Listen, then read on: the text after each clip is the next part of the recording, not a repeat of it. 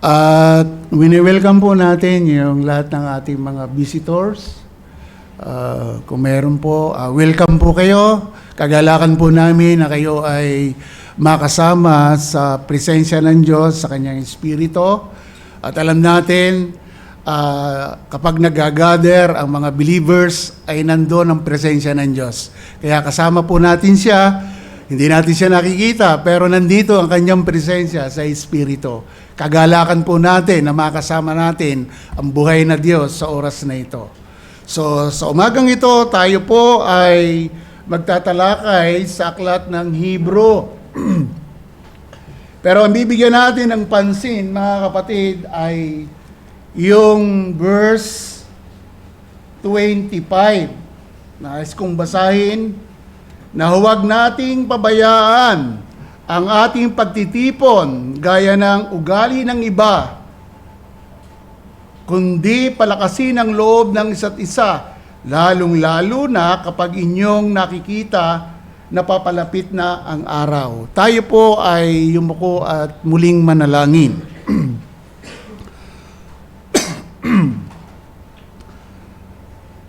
Aming Ama, muli po kaming lumalapit sa inyo na may pagpapakumbabang puso at patuloy po kaming humihingi ng tawad sa inyo kung mayroon po kayong nakikita sa aming pagkatao, sa buo naming pagkatao, sa aming puso't isipan na may bahid ng kasalanan, maling kaisipan, maling motibo na hindi makakapagbigay lugod sa inyong presensya, patawarin nyo kami, Ama.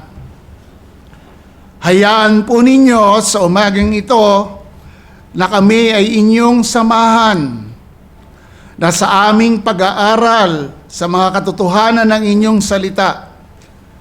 Bilang mananampalataya, ito'y maluwag sa puso naming tanggapin na may pananampalataya sa inyo. Tulungan niyo po kami na mas lalo pa kaming matuto sa inyong mga salita, lumago kami sa aming pananampalataya. At dinadalangin din po namin sa inyong habag at awa sa pamamagitan ng kapangyarihan ng Ebanghelyo ay patuloy po kayong magligtas na nangangailangan ng kaligtasan, pangangailangang na napakalaking problema sa inyong harapan ang pagiging makasalanan ng bawat tao. Panginoon, tulungan niyo po na sa kanilang pakikinig, hayaan po ninyo na sa pagkilos ng banal na Espiritu ay magbago po kayo ng puso na magkaroon ng kamalayan sa pagiging makasalanan, magkaroon ng pananampalataya at pagsisisi sa kasalanan sa pamamagitan ng pwede nilang madinig sa araw na ito. Panginoon, aming Ama, samahan niyo po kami sa umagang ito. Kayo ang may taas at kami ay may baba. Ito po ang aming dalangin sa pangalan ni Jesus. Amen. Ayon po doon sa Bits and Pieces, September 19, 1991, page 9, ang Amerikanong pintor na si John Sargent ay minsang nagpinta ng isang panel ng mga rosas na lubos na pinuri ng mga kritiko. Ito po ay isang maliit na larawan, ngunit ito ay malapit sa pagiging ganap o perpekto. Bagamat nag-alok ng mataas na presyo para dito sa maraming pagkakataon, tumanggi po si Sargent na ibenta ito kasi po itinuring niya itong pinakamahusay na trabaho o gawa o obra at ipinagmamalaki niya ito. Sa tuwing siya po ay labis na pinanghihina ng loob at nagdududa sa kanyang mga kakayahan bilang isang pintor, tinitingnan niya ito at pinapaalalahanan ng kanyang sarili, ipininta ko iyon. Ipininta ko ito. Pagkatapos ay babalik sa kanya ang kanyang tiwala at kakayahan. Bakit ko po nabanggit itong bagay na ito? Sa tuwing babalikan niya yung kanyang obra, kapag siya'y nangihina, siya po ay bumabalik ang kanyang kakayahan. Sumisigla siya. Sa atin po, sa usapin ng espiritual, maaaring dumarating po sa atin ang panghihina, nadi-discourage tayo. Tila baga parang gusto na nating huwag magpatuloy. Subalit natapos na ni Kristo ang kanyang pagsasakripisyo sa krus. Yun ay sapat na upang tayo ay lumakas at magpatuloy. Kailangan natin siyang tingnan. Siya po ang author and finisher ng ating pananampalataya. Gaya ng pintor, binabalikan niya ang kanyang obra sa tuwing siya'y panghihinaan ng loob. Pero dapat balikan natin ang krus ni Kristo, ang ebanghelyo na nagligtas sa atin at magliligtas pa sa kanyang ililigtas. Sapat na ang katagang, it is finished. Naganap na. Lahat po natupad na ng ating Panginoong Hesukristo. At maliwanag po ang nagumpisa ng mabuting gawa ng Diyos sa atin. Mabuting gawa ng Diyos sa ating mga buhay sa pamamagitan ni Kristo ay tatapusin niya hanggang sa pagbabalik ng ating Panginoong Hesukristo. Ano yung mabuting gawa? Hindi yung tayo ingatan araw-araw. Hindi yung tayo pagpalain sa mga material na bagay.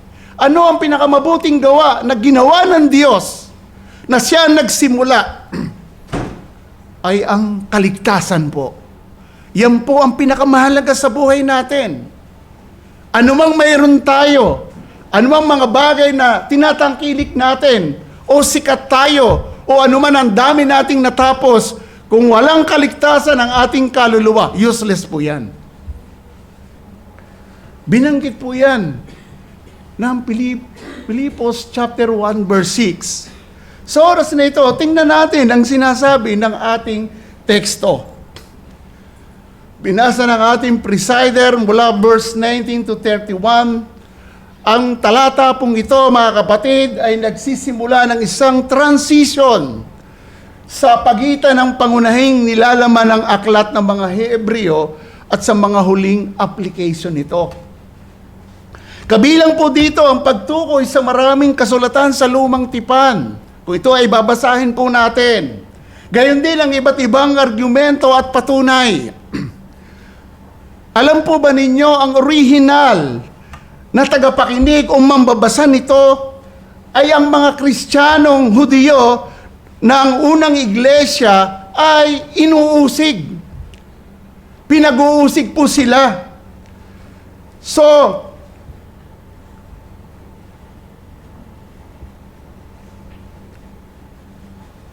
na kumpleto, kumbaga, nais ng manunulat na sila ay maging matatag, masipag, mas magtiwala at mas maagap sa kanilang pananampalataya. So kung titingnan natin ang pinakabuod nito, mga kapatid, ang Hebreo chapter 10 verse 19 to 21 ay masasabi po nating isang nakakapagpatibay na tulay, bridge, sa pagitan ng dalawang pangunahing bahagi ng aklat ng mga Hebreo. Na kumpleto ng mga naunang talata ang isang mahaba at detalyadong paliwanag kung bakit ang bagong tipan, take note, ang bagong tipan ay higit na mas mataas kaysa lumang tipan. Ang section ito ay nilalayong magbigay ng inspirasyon sa mga Kristiyano na maging matatag, patuloy na magtiwala, maging matapang at masigla sa pagsasabuhay ng kanilang pananampalataya.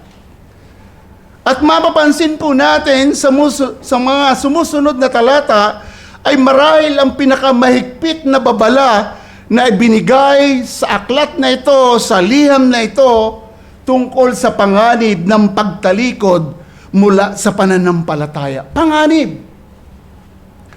At batay po sa karanasan ng mga Kristiyanong Hudiyo na pinag-uusig na baka nga nanganganib sila na tumalikod. Kaya ang ating teksto ay naging courage sa kanila na maging matatag sa pananampalataya. Tulad natin, anuman ang ating naranasan, maging matatag din tayo sa ating pananampalataya. Ang masasabi ko po, bilang Kristiyano, bilang inabot ng biyaya ng Diyos, secure tayo sa ginawang pag-aalay ng buhay ni Kristo. Yun po yung ating sinampalatayanan, ang kanyang pagsasakripisyo sa cross, na siyang umako ng ating mga kasalanan. Di ba dapat tayo ay magpasalamat? Yes, maraming problema. Yes, maraming kinakaharap tayo sa buhay. Pero hindi nangangahulugan na susuko tayo. Maging matatag tayo, magpatuloy tayo, tumingin tayo kay Kristo. Kaya pag-usapan natin sa umagang ito, batay sa aking binasa sa verse 25, ulitin ko, na huwag nating pabayaan ang ating pagtitipon, gaya ng ugali ng iba, kundi palakasin ang loob ng isa't isa. Lalo na kapag inyong nakikita na papalapit ng araw. Kaya magandang paksa natin ngayong umaga, the importance of gatherings. Ang kahalagahan ng pagtitipon. Napakalaking biyaya na tayo ngayon ay sama-sama. Libo-libong tao sa mundo, pero isa ka na nandito, nakaharap sa Diyos, na sumasamba at nakikinig ng kanyang salita. Ganong kahalaga ang pagtitipon. Huwag nating kalilimutan sa pagtitipon ng iglesia kay Kristo Jesus ay nandoon ang presensya ng Diyos. Maliwanag po yan sa Matthew 18:20, although context noon ay sa discipline, but ang pinapakita doon ng verse 20, saan man nagkatipon, 2 o 3, nandoon siya sa kalagitnaan. Kaya ang sabi ko kanina, kasama natin ang Diyos ngayon sa Espiritu. Kaya nga dapat sa pagsamba ay mayroong paggalang,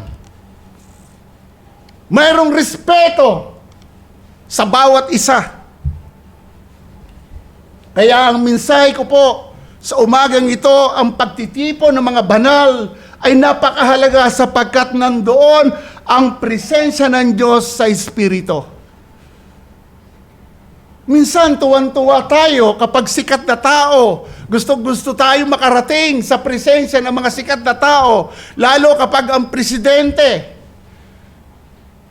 Naalala ko, ako ay member ng Barangay Brigades. Pangulong Marcos noon, talagang harapan. Kitang-kita namin. Pero grabe, ang pakiramdam ko noon. Teenager pa ako noon. Baka isipin nyo, maka-Marcos ako Barangay Brigades po ako that time. Pero kakaiba kapag nasa presensya ka ng isang presidente. How much more ang Diyos sa Espiritu kasama natin ngayon? Ang sabi ng 1 Corinthians chapter 3 verse 16, ang pagtitipon ng mga banal bilang iglesia ay napakahalaga. Bakit po? Sa church, nananahan ang banal na Espiritu. So yun po mga kapatid, ang pagtitipon o assembly ay pagtukoy una sa pagtitipon ng mga Jewish Christian sa sinagoga.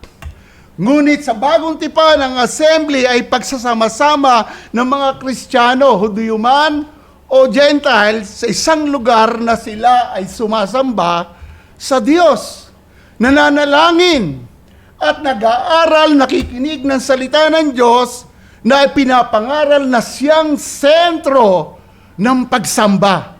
Huwag nating kalilimutan, ang sentro ng pagsamba ay ang pangangaral ng salita ng Diyos. Kung naalala nyo yung aklat ng Ezra, ilang oras silang nakatayo habang binabasa ang kautusan. Sa nakakatanda, 6 hours na nakatayo. Buti nga kayo, nakaupo eh. Di ba? Sila 6 hours na nakikinig. Palagay ko, tayo, uwian na. Tagal naman magbasa. Hindi. So mga kapatid, ang pagtitipon ay nag-aaralan sa isa't isa. Kaya dalawang bagay ang gusto kong pag-usapan. Gathering together. Pagtitipong sama-sama. Ikalawa, encouraging each other. Nagpapalakas ng loob ng isa't isa. Tama eh. Kasi kung nasa bahay ka lang, kung hindi ka makikipagkita sa mga kapatiran, ay possible na hindi ka mapalakas kung kayo ay nangihina. So, gathering together. Ang bawat mananampalataya po, alam natin ito at laging nauulit-ulit sa pulpito. Naligtas tayo sa biyaya ng Diyos. Individual, hindi sa pamamagitan ng iba. Ngunit lahat ng nakay Kristo ay dapat kilalanin ang pagtitipon ng mga banal. Dapat ay makiisa sa pagsasama-sama sa isang visible church like us. Hayag sa talata ang nais ng author ng aklat na ito. Verse 25a. Don't neglect the gathering. Huwag pabayaan ang pagtitipon. Alam nyo, ang mga mananampalataya po dito ay dumaranas ng matinding pag-uusig. Balikan po natin yung sa bandang unahan. Verse 32. Napapalakas na naman ang boses ko.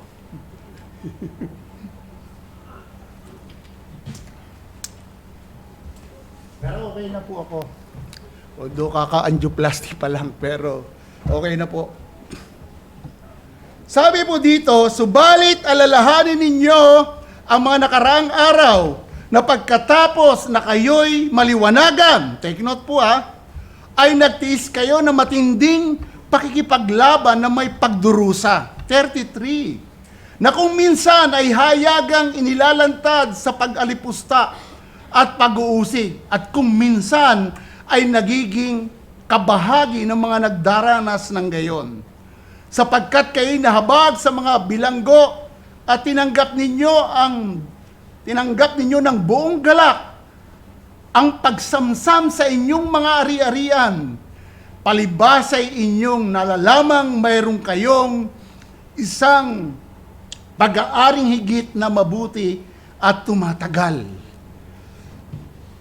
Yan po ang kanilang naranasan. Grabe po. Kaya naniniwala ko, ganito ang approach ng verse 25a. Huwag kakalimutan ang pagtitipon. Kasi minsan ang tao, pag matindi na dinaranas na hirap sa buhay, pwedeng gumibap pwedeng malamig, pwedeng manghina. Di po ba? Tayo, nakakaranas tayo ng mga problema Minsan nga, ang iba parang pinagsakluban ng langit at lupa. Tila baga para wala ng pag-asa. Pero hindi. Pinapalakas ng author ang mga mananampalatayang ito na pinapakita na yung pagsasama-sama ay kailangan. So mga kapatid, ang assembly o pagtitipong kasama ng ibang mananampalataya ay isang napakahalagang bahagi sa buhay Kristiyano. Bakit po? ang isang lokal na iglesia ay lugar kung saan dapat magtipon ang mga banal o mananampalataya. Hindi pwedeng ikaw ay naging Kristiyano, ay okay na. Kahit ako sa bahay lang, okay na ako. Dapat sasama ka sa mga pinabanal ng Diyos. Gusto kong ikot yung pagdepensa ni Paul sa Haring Agripa sa Acts 26 verse 15 to 18. Pinapaliwanag niya nung katagpuin siya ng Diyos sa daang Damasco, biglang nagliwanag at siya'y napasubasob at ayon po doon ay nawalan pa nga ng paningin. Pero pinatayo ng Panginoon. Ano? Bakit siya pinatayo? Bumangon ka! Sapagkat ikaw ay susuguin ko sa iyong mga kababayan at sa mga Gentiles. Ano po ang layunin? Bakit sinugo si Pablo? Pansinin ninyo yung verse 18. Upang idilat ang kanilang mga mata, upang sila'y bumaling mula sa kadiliman tungo sa liwanag, at mula sa kapangyarihan ni Satanas tungo sa Diyos, upang sila'y tumanggap ng kapatawaran ng mga kasalanan, at isang, take note ha, at isang lugar sa gitna ng mga binanal sa pamamagitan ng pananampalataya sa akin. Si Christ po ang nagsasalita dyan nung katagpuin si Pablo. Malinaw po ang kalagayan ng tao na wala sa Panginoon. Pero kung bakit si Pablo ay inaatasang ipangaral ang Ebanghelyo para makalaya sila.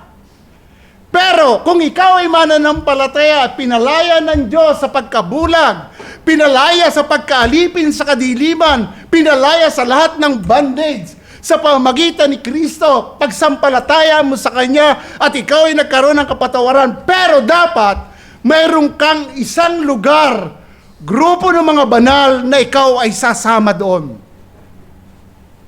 Kailangan po yon. Ang sabi, isang lugar. Saan? Sa gitna ng mga pinabanal sa pamamagitan ng pananampalataya sa akin, si Christ. Ito ay pagpapakita na dapat ay may lugar ang mga iniligtas ng Diyos. Isang pagtitipon ng mga banal, puok ng mga banal. Kailangan po yun. Kaya mapalad kayo na kayo nandito.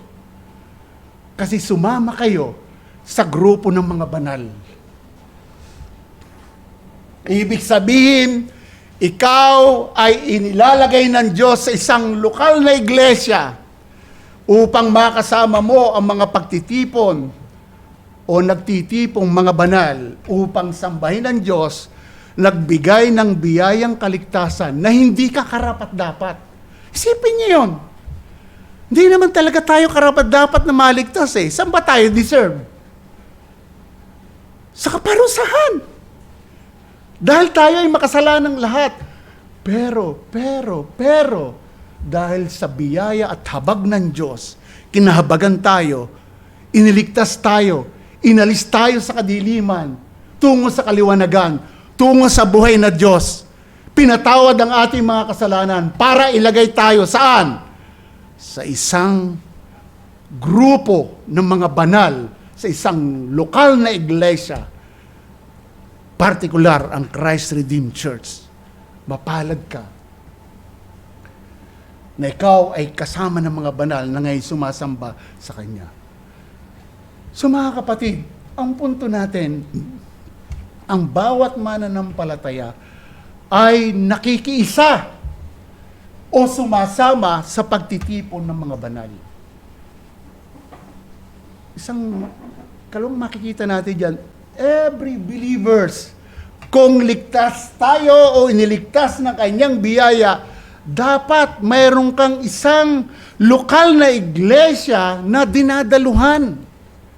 Hindi pwedeng wala. Pastor, okay na sa akin. Ang dami namang online eh. Hindi po yun. Nung pandemic, temporary lang po yun. Lahat tayo nag-online. Di ba? Pero ngayon, wala nang pandemic. Kailangan nandun ka sa pagtitipon ng mga banal. Dahil iniligtas ka ng Diyos, inilalagay ka ng Diyos sa isang lokal na iglesia o saan man na lokal na iglesia. Ikaw ay dating bulag, dating nasa kadiliman at nasa kapangyarihan ni Satanas, ngayon ay kay tinawag ng Diyos ng kanyang biyaya sa pamamagitan ng Panginoong Hesus.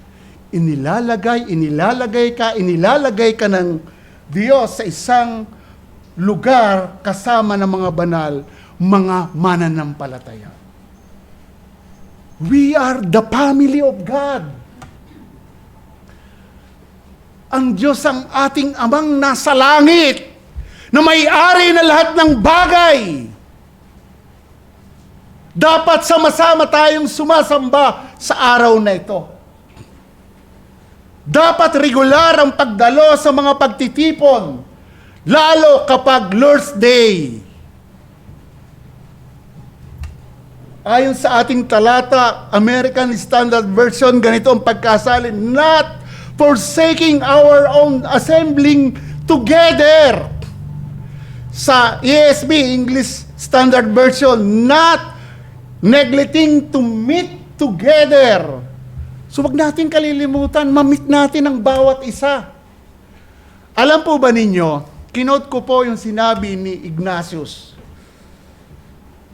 Kapag daw tayo ay madalas na nakikita-kita, ang kapangyarihan ni Satanas ay naibabagsak. Ang mga kapangyarihan ni Satanas ay naibabagsak at ang kanyang kasamaan ay nababawasan ng inyong pagkakaisa sa pananampalataya. Nagkakaisa tayo sa pananampalataya. Kanino? Kay Christ. Sa Ebanghelyo. Iba-iba ang ating mga pinanggalingan. Iba ang ating upbringing. Iba't iba ang ating mga paniniwala. Ba't pinag-isa tayo ng isang Ebanghelyo, ang kamatayan at muling pagkabuhay ni Kristo na ating sinampalatayanan? Tayo iba't ibang lugar. Ako'y Batanggenyo. Bakit napunta ako dito sa Novaliches? Dumami ang mga kapatid. Dumami ang mga nanay. Dumami ang mga ama. Dahil po kay Christ. Kung ito ang binubunga, bumabagsak ang gawa ng kaaway, huwag nating pababayaan ang pagtitipon, pakikipagkita-kita sa bawat mananampalataya. Ang punto, ang tunay na mananampalataya ay hindi dapat pabayaan ang pagtitipon ng mga banal sapagkat una, nandito ang presensya ng buhay na Diyos sa Espiritu. Ikalawa, nandito ang mga pagpapalang espiritual na kailangan ng bawat mananampalataya. At yung verse 19 to 20 na tayo ay direkta sa presensya ng Diyos sa pamamagitan ni Kristo sa kanyang katawan. Ito ay hindi dapat pabayaan. Kinote ko po ang sinabi ni David Guzik, ang pagtalikod sa pakikisama ay isang tiyak na paraan upang bigyan ng lugar ang panghihina ng loob. Ang panghihina ng loob na ito ay lumalala kung saan ang bayan ng Diyos ay hindi nagpapayo sa isa't isa. Ang ilan ay pumupunta lamang sa iglesia kung sa tingin nila ay kailangan nila sa panahong iyon. Ngunit ang ating motibasyon o motivation para sa pakikisama ay dapat na sundin ang Diyos. Take note, sundin ang Diyos at magbigay sa iba. Maaari at dapat tayong magtipon kasama ng mga mananampalataya upang hikayatin ang isang tao na kailangan tumayong matatag laban sa agos ng panghihina ng loob. Nagtitipon tayo upang tumanggap ng isang bagay mula sa Diyos. Nagtitipon tayo para magbigay ng isang bagay sa Diyos. Nagtitipon tayo upang hikayatin ang isa't isa sa pamamagitan ng ibinabahaging pananampalataya at mga pagpapahalaga. Nagtitipon tayo para pagpalain ang isa't isa. Nagtitipon tayo para magtulungan. Tama po siya. So mga kapatid, tama si David Gusig. Napakahalaga ng pagtitipon ng mga banal. Kung nangihina man tayo, kailangan natin ng pagtitipon ng mga banal o fellowship. Huwag natin i-distansya ang ating sarili. Makipag-fellowship tayo sa mga kapatid. Kailangan natin ang isa't isa na nakatuon tayo sa Diyos. Siya dapat ang sentro ng ating buhay na hindi tayo dapat paapekto sa anumang sitwasyon na nangyayari sa ating buhay. Isa pong babala. Kinote ko po ang sinabi ni Steve Massey, isang pastor ng Hayden Bible Church. Ang pagpapabaya o pagtalikod sa pagsasama-sama ng ibang mananampalataya ay ang pagtalikod, take note po sinabi niya, ay ang pagtalikod sa disenyo ng Diyos para sa kanyang iglesia. At sinabi pa niya, at pagyakap sa isang huwad na kahalili, ang paniwala na ang Kristyanismo ay individualistiko sa halip na pampamilya o pangkomunidad. Ang church ay pampamilya, pangkomunidad, hindi pang-individual. Pagtalikod sa disenyo ng Diyos, tama ang Panginoong Hesus, ang isang tinawag ng Diyos, isang niligtas, pinatawad ng kasalanan, ilalagay talaga niya sa puok ng mga banal. Kasi disenyo ng Diyos kung bakit tayo nagsasama-sama. Pangalawa po, nagpapalakas ng loob ng isa't isa. Ang kahalagahan ng pagtitipon, ang mga pagtitipon sa iglesia, isang mahalagang paraan ng biyaya. Biyaya po ito ng Diyos sa atin. Pagmamahal ito sa atin ng Diyos. Hindi lang tayo niligtas ng Diyos, kundi nagbigay siya ng mga kaparaanan ng biyaya tulad ng ating pagtitipon, pagsamba. Biyaya ito ng Diyos sa atin. Kasi pinapalakas po tayo. Ini-encourage tayo mula sa kanyang salita na huwag talagang pababayaan ang pagtitipon. So mga kapatid, sumasamba tayo, nasangkapan upang mabuhay bilang mga saksi ng Diyos sa mundo. Paglabas natin kung bakit ginagamit ng Diyos ang mga kaparaanan ng biyaya para lumakas tayo, tumibay tayo, maging buhay na patutuo. Kasi lalabas tayo sa mundo para maging buhay na patutuo tayo sa mundo. Tama ang Panginoong Hesus, kayo ay asin at ilaw ng sanlibutan. Kaya sa ating pagtitipon, kung bakit napakahalaga, ang pagtitipon ng mga banal ay pagtuon sa pagsamba sa Diyos at pakikinig sa pangangaral ng salita ng Diyos. Huwag mangyari present yung ating body but absent yung ating mind.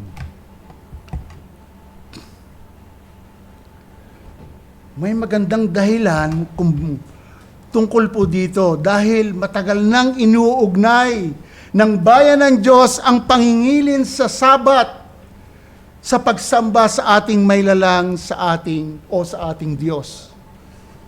Alam niyo mga kapatid, kapag pinag-usapan kung paano tuwirang iniutos ang pagsamba sa ika-4 na utos, mismo dahil sa pagtawag na alalahanin ang mga dakilang gawa ng pagliligtas ng Panginoon sa araw ng Sabat.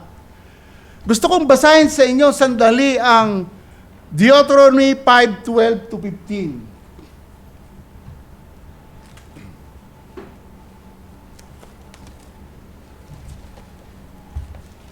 Deuteronomy, ang sabi po dito, verse 12. Pakinggan po ninyo, sinasabi ito sa bayan ng Diyos.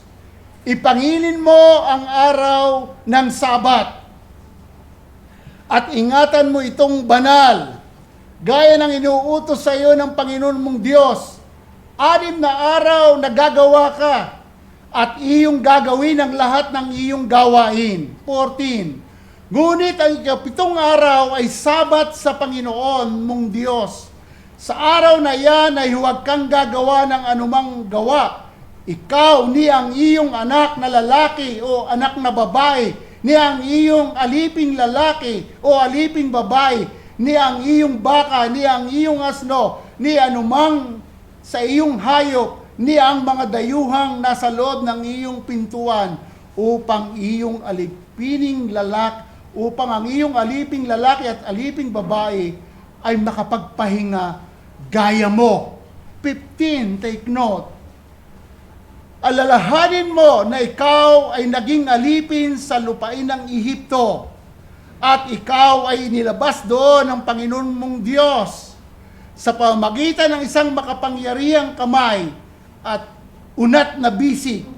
Kaya't inuutos sa iyo ng Panginoon mong Diyos, ipangilin mo ang araw ng Sabat. Ang Sabat ay kapahingahan. Sa atin, ang araw ng Panginoon ay pagpapaalala sa atin na tayo ay naligtas sa biyaya lamang ng Diyos sa pamamagitan ni Kristo. Sila po ay 400 years na inalipin. Pero mula kay Eva at Adan, tayo po ay inalipin ng kasalanan. We are under the power of sin, Romans 3:9. Pero dahil kay Kristo, pinalaya tayo ng Diyos. Dahil kay Moises, ginamit ng Diyos, nakalaya ang bayan ng Diyos. Pero grabe ang utos niya, ipangilin ang araw ng kapahingahan. Walang sino mang gagawa. Mga kapatid, napakabiyaya ng Diyos. 6 na araw ang binigay sa atin ng pagtatrabaho. Pero ang tanong, ikaw, gaano mo pinapahalagahan ang araw ng pagsamba, araw ng Panginoon?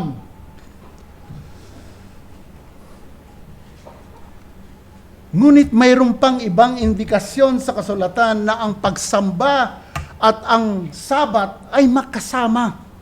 Bakit po? Halimbawa po, ang Leviticus 23 verse 3 ay humihiling ng isang banal na pagpupulong, isang pagtitipon ng mga mananamba na magaganap sa araw ng pagsamba. Yun po ang isang indikasyon din po. Hinihiling ng Diyos ang pagtitipon. Kaya napakahalaga po ng pagtitipon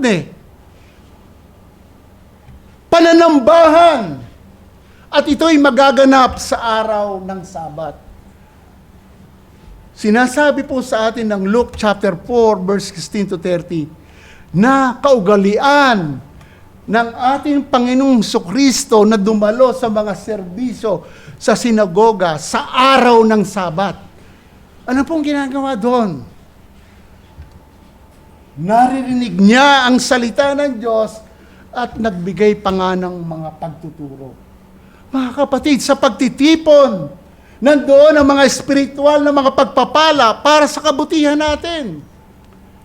Kaya nga tayo pinagpapahinga sa mga bagay na temporal na trabaho para ilaan naman natin ang ating buhay sa espiritual na bagay na kailangan tuwing araw ng linggo tayo ay nandito. O saan mang lokal ka na iglesia na inilagay ng Diyos. Ang punto, ang pagtitipon ay lubhang napakahalaga, hindi lamang pinag-uutos, kundi ito ay pagganap sa pangingilin sa araw ng Sabat o araw ng pagsamba, kung saan ito ay ginawang banal ng Diyos para sa ikabubuti natin. Yung salitang remember, connotation yun in creation na mayroong ginawa ang Diyos na pagpapahinga sa kanyang paglikha. Yung 7 araw, siya ay nagpahinga. Kaya pagdating sa bayan ng Diyos, remember the Sabbath. Sabbath day. Kapahingahan, araw ng kapahingahan. Ang implikasyon po nito, ang pagtitipon ng mga bawat banal ay nagpapahiwatig na dapat regular tayong dumadalo tuwing araw ng Panginoon. Lord's Day, mga kapatid, hindi half day. Yan ang gusto kong paunawa. Lord's Day! Sana maintindihan po natin. Huwag nating tingnan yung iba. Ikaw mismo, kung naiintindihan mo, Lord's Day, ikaw ang humakbang. Huwag mong tingnan ng iba. Huwag kang manisi ng iba. Personal mo ito sa Diyos. Dahil inilagay ka ng Diyos sa grupo ng mga banal. Exercise mo kung nabubuhay ka sa pananampalataya. Ito ay disenyo ng Diyos at kalooban niya para sa ating kabubuti. Hindi dapat pabayaan. Sa katunayan, hinihikaya tayo ng talata ngayon na magtipon upang pasiglahin ang isa't isa sa pananampalataya. Verse 24 to 25. Kailangan natin ang isa't isa. Kailangan natin ang mga kapwa Kristiyano upang hikayatin tayong maging tapat sa Panginoon. Walang mananampalataya ang dapat sumuko sa pagpunta sa mga pagpupulong kung saan naroroon ang ibang mananampalataya. Ang bawat isa ay nangangailangan ng pakikisama at ang bawat isa ay dapat na hikayatin ang iba sa buhay na ito ng pananampalataya. Mga kapatid, isalang-alang natin, dapat nating pag-isipan kung paano i-encourage ang iba na higit na mahalin si Kristo. Paglingkuran siya ng mas mabuting paglilingkod. At isalang-alang natin kung paano pukawin ang isa't isa sa pag-ibig at mabubuting gawa. Verse 24. Sa verse 19 to 23, binanggit niya ang kaugnayan ng mga mananampalataya sa Diyos. Ngayon ay ipinakita niya na mayroon silang mga responsibilidad sa isa't isa. Mayroon po tayo responsibilidad sa isa't isa. Ngayon, ang ating pangangailangan sa isa't isa para sa pag-unlad at pagtsatsaga ay uko sa talata ngayon. Ayon sa talata, verse 25c, palakasin ang loob ng isa't isa. Bakit? Lalong-lalo na kapag inyong nakikita na papalapit na ang araw. Ito na. Papalapit na ang araw.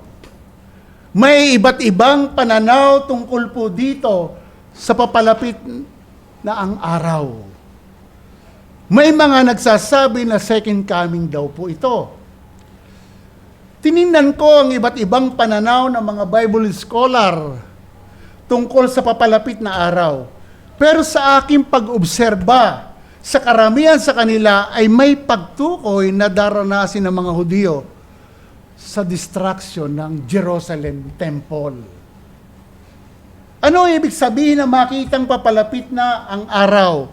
Posibleng ang ibig sabihin ng manunulat ay ang pagkawasak nga ng Jerusalem at ng Temple.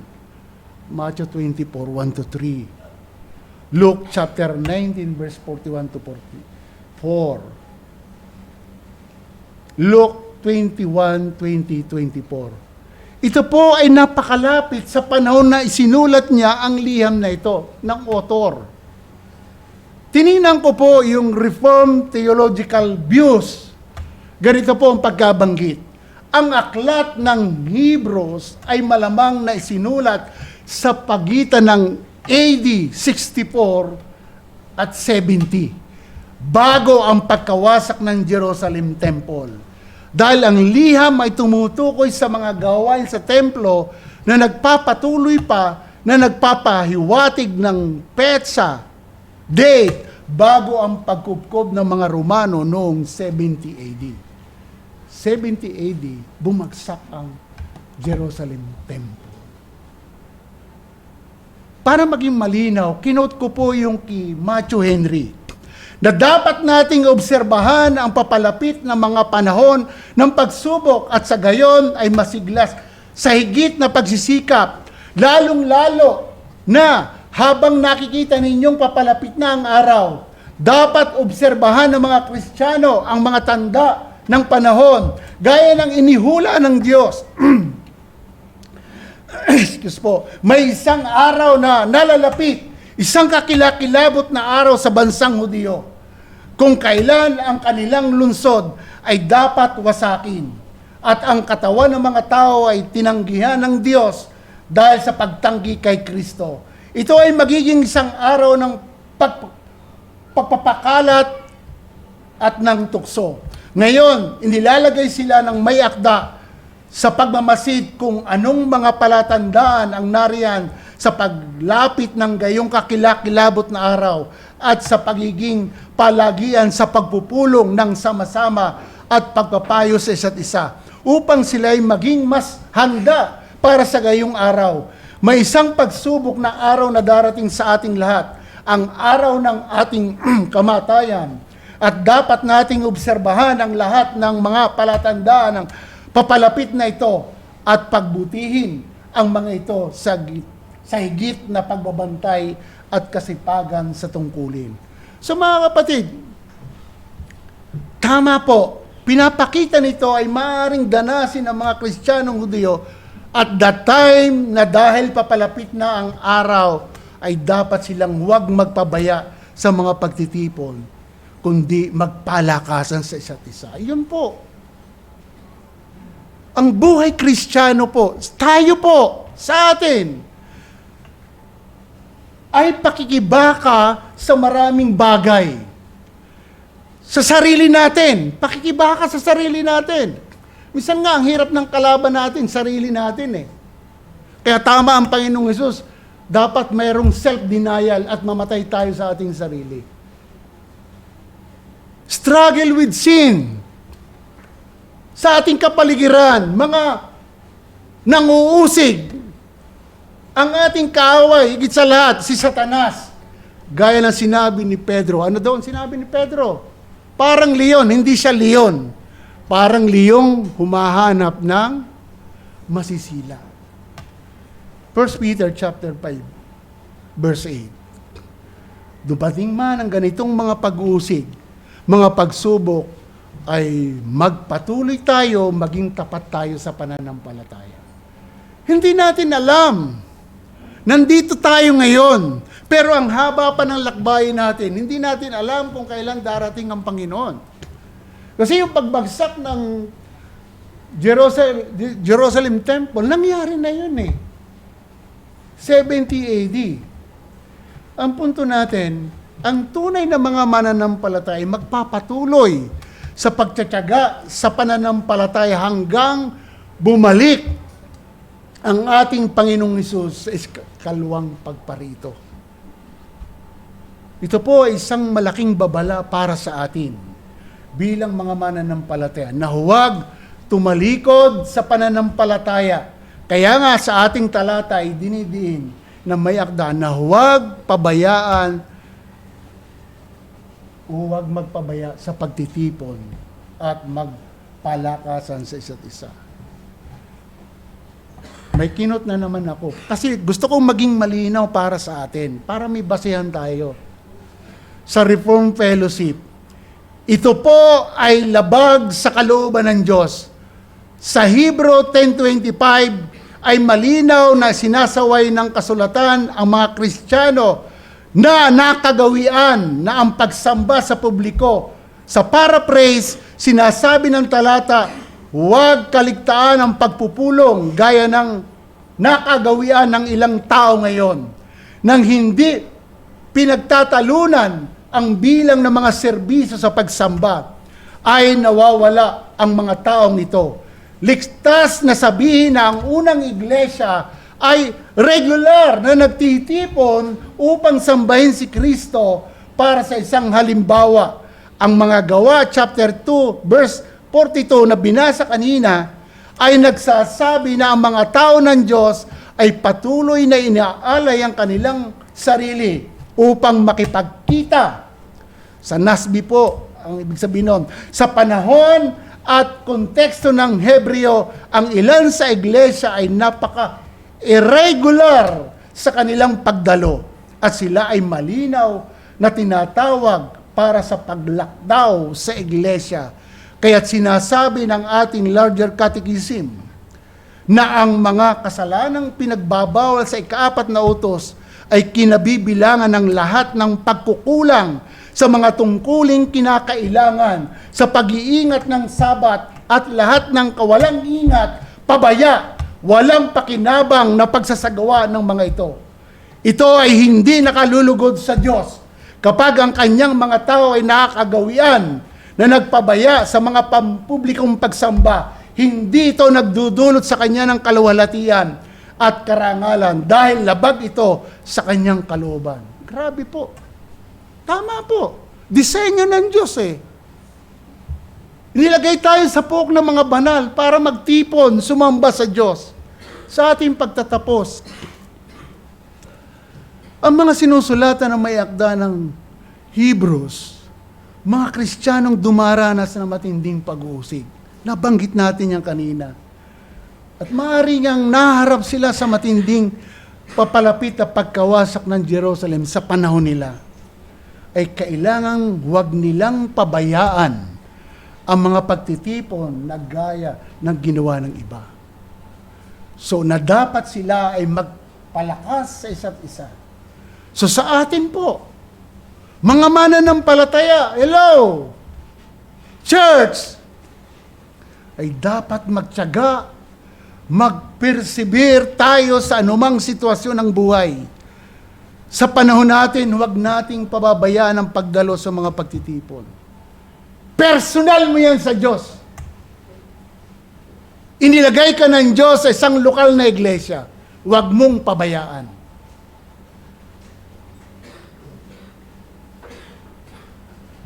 Hanggang bumalik ang Panginoon, huwag mong pabayaan. Kung papaano ang Lord's Supper, kailang gagawin? Hanggang sa pagbabalik ng Panginoon. Ikaw, believers, huwag mong pababayaan ang pagtitipon ng mga banal hanggang sa bumalik si Kristo. Makasama natin yan. Makasama natin siya magpakailanman. Babala, huwag tayong tumalikod sa pagtitipon, kundi magpalakasan tayo, huwag gawin ang willful sin. Anong sabi sa verse 26 ng Hebrew?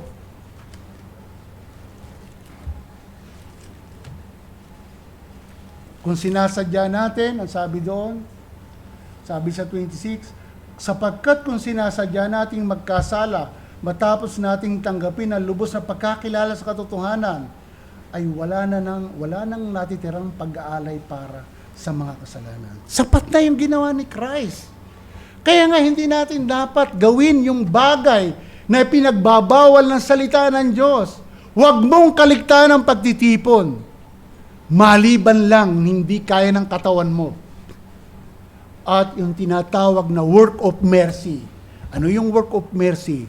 Halimbawa, papunta ka ng simbahan, merong nahingi ng tulong, dadalhin sa ospital.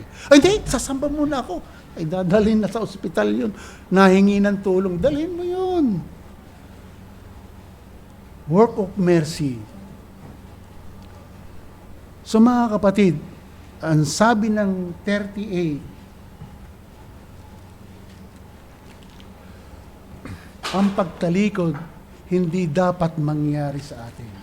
Pansinin niyo yung 38. Sabi po ng 38, ngunit ang aking matuwid, ito naman ang mabuti. Pero dapat magbunga. Ngunit ang aking matuwid na lingkod, ang sabi, ngunit ang aking matuwid na lingkod ay mabubuhay sa pananampalat. Ngunit kung siya'y tumalikod, ang aking kaluluwa hindi malulugod sa kanya. Ang maganda sa 39, ngunit tayo'y hindi kabilang sa mga umuurong, kaya't sila'y napapahamak, kundi kabilang sa mga may pananampalataya, kaya't naliligtas. Believers, ini-encourage tayo, ano man ang ating danasin, maging faithful tayo sa pananampalataya. Dahil tayo ginawa ng matuwid ng Diyos, mag-persevere tayo kahit anong problema, kahit ano ang pagdaanan natin. magpatuloy tayo. Sa panghuli, bago tayo manalangin, gusto kong i-challenge. Kung meron akong kinakausap dito na wala pa talaga sa Panginoon, wala pang pagkakilala sa tunay na Diyos, siguro hindi mo maintindihan ang ating pinag-uusapan tungkol sa pagtitipon ng mga banal. Pero ang hamon ko sa iyo, gaya ng sinight natin kanina, ang taong wala kay Kristo, gusto kong sabihin sa iyo ang katotohanan, ikaw ay nasa ilalim ng kapangyarihan ng kasalanan. Ikaw ay nasa ilalim ng kapangyarihan ng kadiliman. Yan ang totoo. Si Christ ang nagsabi noon sa Acts 26, verse 15 to 18. Verse 18. Nasa kapangyarihan ni Satanas. Pero ang good news, si Christ nagpunta dito sa lupa. Ikaw ay inaabot. Ipinapangaral ang Ebanghelyo, ang kamatayan at muling pagkabuhay ni Kristo. Siya ang umako ng ating mga kasalanan. Siya ang tumanggap ng hatol ng Ama. Isipin mo yun kung ikaw ay kinakausap mo sa oras na ito na wala pang pagkakilala sa Diyos. Lumapit ka sa Panginoong Hesus. Ang sabi ng Biblia, sampalatayanan mo ang Panginoong Hesus. Sinabi ng Biblia, pinag-uutos sa lahat ng tao na magsisi sa kasalanan. Dahil yun ang kalooban ng Diyos. Kasi lahat tayo makasalanan. Pero kung hindi mo makikilala si Kristo, hindi mo maintindihan ang pamumuhay sa pananampalataya. Kilalanin mo ang Panginoong Hesus, hingin mo ang kanyang awa. Kabagang ka ng Diyos. Kilalanin mo siya bilang Panginoon at tagapagligtas ng iyong buhay. Sampalatayanan mo ang kanyang pagsasakripisyo sa krus. Talikuran mo at pagsisihan ng kasalanan. Ang pinakamahalaga ay ang maligtas ang iyong kaluluwa. Useless ang buhay kung hindi mo makikilala si Kristo. Pagpalain ka ng Diyos, pagpalain tayo lahat ng Diyos. To God be the glory. Tayo po ay manalangin. Ama, salamat po sa umagang ito na pinagkaloob niyo sa amin. Salamat po sa mga katotohanan ng inyong salita. Kami po bilang binanal mo o bilang sumampalataya sa inyo, sa kapangyarihan ng Ebanghelyo, nagkaroon kami ng kamalayan. Sumampalataya kami at nagsisi sa aming mga kasalanan. Kaya sa amin pong tinalakay, hindi na po dapat kami magdalawang isip. Nagampanan namin ang nais mo na huwag naming pabayaan ang mga pagtitipon hanggang sa ikaw ay bumalik. Bumalik ang aming dakilang pastol na aming Panginoon, na aming tagapagligtas. At sa lahat ng challenge sa umagang ito ng mga hindi pa po nakakilala sa inyo, nawa po sa inyong habag at awa, iligtas niyo po sila. Sila po ay magkaroon ng kamalayan sa pagiging makasalanan at magsisi at sampalatayanan ang inyong pagsasakripisyo sa krus. At kami po bilang mananampalataya, mas lalo kaming maging matibay sa anumang sitwasyon ng buhay, magpatuloy kami sa pananampalataya at maging tapat kami sa mga pagtitipon ng mga banal. Ito po ang aming dalangin sa pangalan ni Jesus. Amen.